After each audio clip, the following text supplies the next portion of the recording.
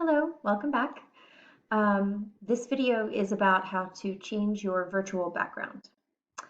So as you can see, my background right now is my apartment. um, and if I want to change my background, it's very easy.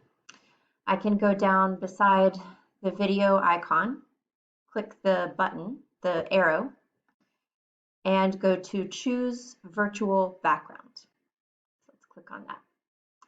And then here, I can choose one of these images. It can be in space, for example.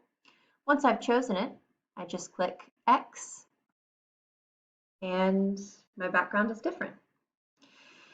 This can be nice if you want to, for some variety, or maybe if your apartment is messy or untidy and you don't want your student to see it, you can choose a virtual background. So again, you just go to the arrow here, choose virtual background, and you can choose, and you click X, exit, to get out. You can choose any one you like. If you want to go back to your regular background, just click None, and there you are.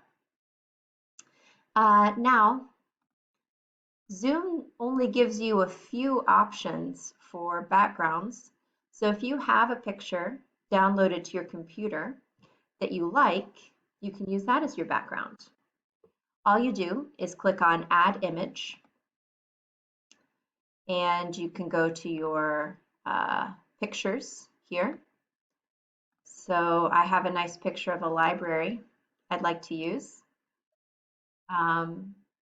And I can use this beautiful library as my background. Um, so again, this is not something you have to do, but it can be fun if you want to hide your apartment for whatever reason or have a change of pace. That's it. Thank you very much.